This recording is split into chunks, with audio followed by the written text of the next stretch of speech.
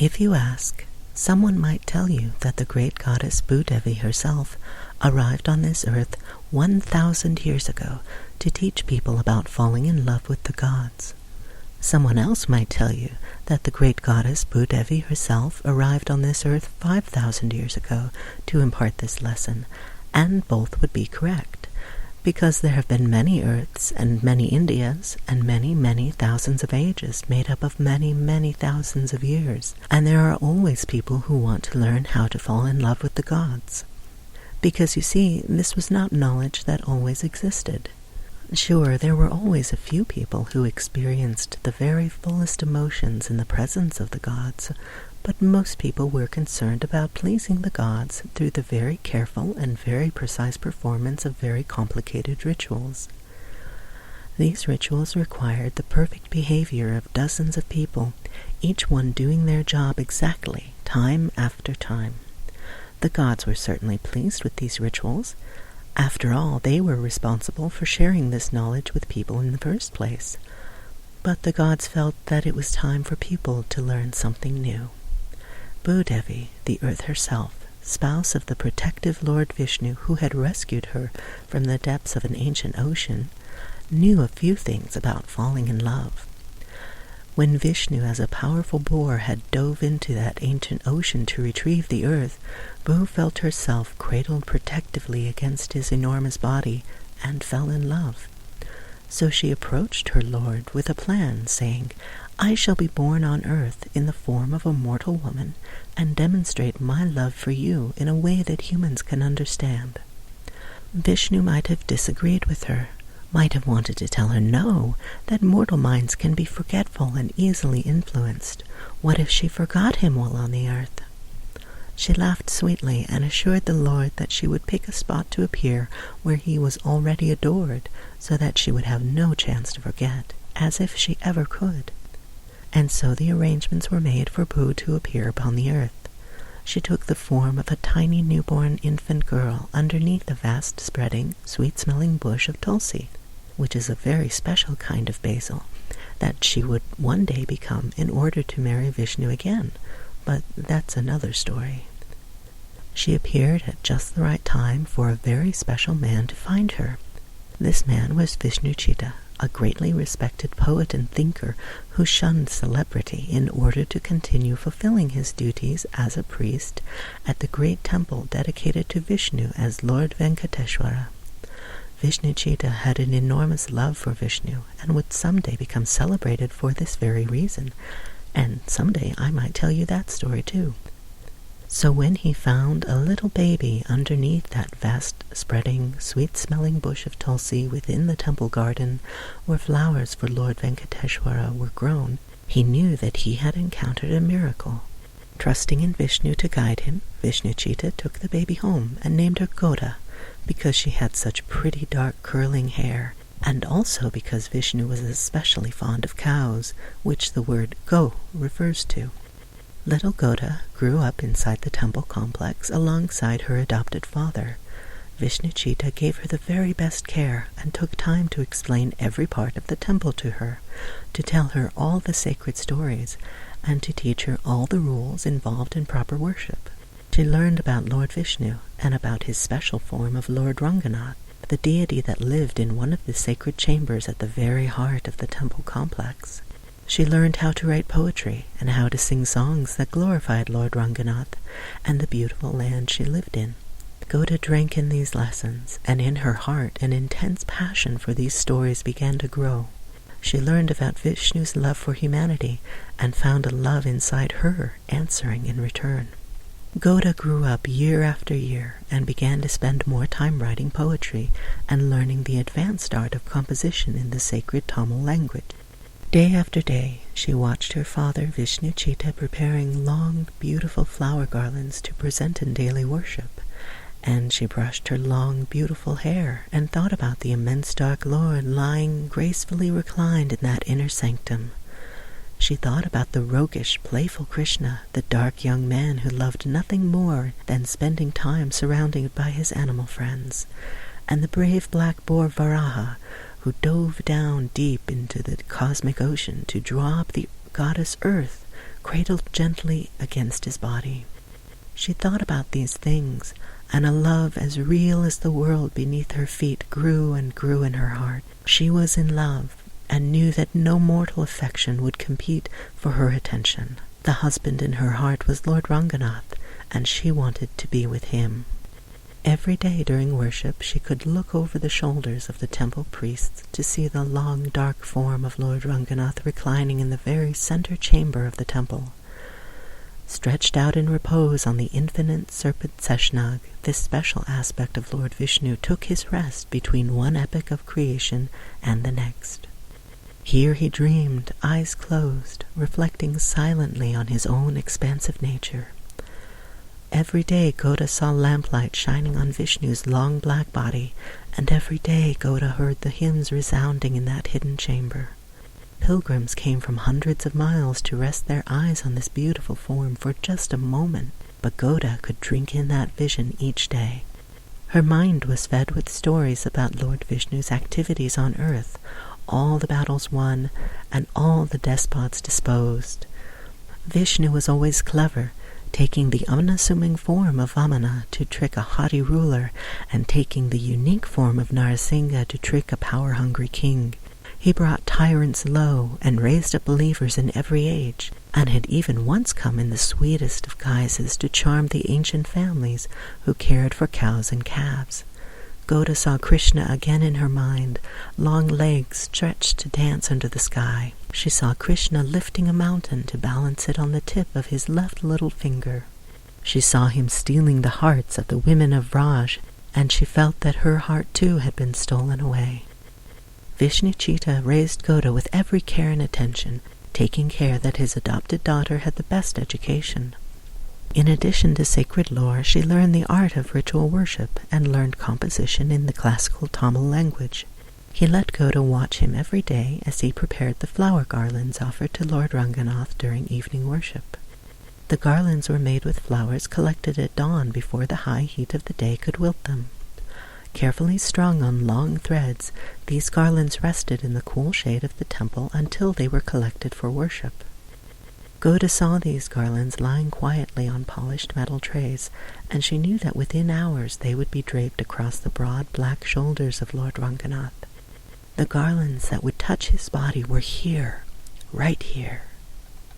One day she reached out her little hand and lifted up one of these enormous garlands. Flower garlands are actually very heavy, and these were made with hundreds of fragrant blossoms. She knew she shouldn't handle ritual implements set aside for worship, but through their association with the Lord's body, these garlands had been transformed in Goda's vision. She saw Vishnu's blessing upon the garland as if it had already been handled by him, and she settled the long string of flowers around her neck. She saw herself in a mirror, garlanded like a bride, proudly wearing the beautiful flowers that carried the impression of her beloved Lord. For a moment they were together in one place, with one breath. Then she put the flowers aside. Now that a line had been crossed, Goda would never go back. Each day she would wait until the temple was quiet, while the priests and attendants were having their nap during the afternoon heat, and she would creep to the platters where the garland was kept. She would lift it gently, never bruising even a single petal, and settle its weight across her shoulders. She would see herself in a mirror, or in a bit of polished tray, or in the reflection of a pool, and she would see herself dressed as a bride, ready to meet her divine husband. Day after day she spent stolen moments together with the husband of her heart, and she would quietly return the garland to its place, until one day a single strand of Goda's long curling hair became wrapped around a bit of jasmine as it was returned to the platter. That evening Vishnu Chitta went to fetch the garland for worship, only to find that a single strand of hair was tangled among the flowers. This intrusion made the garland unsuitable for use in worship, so he had to set it aside. He set it aside sadly because he knew that the hair belonged to Goda, and he knew that she knew better than to disturb the Lord's ritual offerings. That night, worship was conducted without the usual garland offering. As Vishnu-Chita slept that night, Lord Vishnu appeared in a dream. "Why did you forget my garland offering?" he asked. Vishnu-Chita explained that his daughter had tampered with it, had worn it as if it belonged to her. "Don't you know," Vishnu asked, "that the garlands Goda wears are scented by her lovely hair and are more pleasing to me than any others?" Vishnu-Chita awoke and remembered Goda's miraculous appearance beneath a tulsi bush, and he realized again that his adopted daughter was not a normal woman. On the Lord's instruction, he no longer interfered with his adopted daughter's handling of the ritual implements. Vishnu-Chita allowed Goda to continue handling the garlands each day, and maybe even helped her drape them across her shoulders. He helped her improve her writing, and the young woman composed verse after verse of stellar poetry celebrating Lord Vishnu's majesty and calling people to wake up their sleeping spirits and join her in worship. This garland of verses is now called the Tirumuli and is beloved by Tamil-speaking people even to this day. Goda's affection was now fully awakened, and her longing for his sacred husband grew and grew.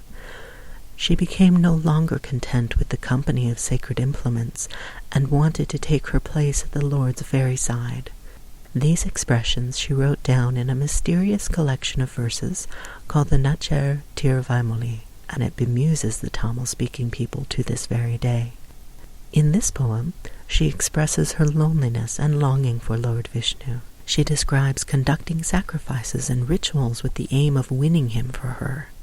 She calls him cruel for ignoring her, and finally, at the end of the poem, she declares that, oh yes, she has seen him. In his heaven, Vishnu was watching the earth goddess's human incarnation and knew that the time had come for Bhudevi to return to her heavenly home, but not until Goda had had her wedding. Lord Vishnu appeared again to Vishnu-Chita in a dream and instructed him to prepare a grand wedding for the young woman. Upon waking, Vishnu-Chita began preparations. That same night, Goda also had a dream. In this dream, she was in the heavenly realm, and arranged before her were the 108 forms of Vishnu, most beloved by the Tamil people. Each one was elegantly dressed and covered with sparkling jewels and golden chains.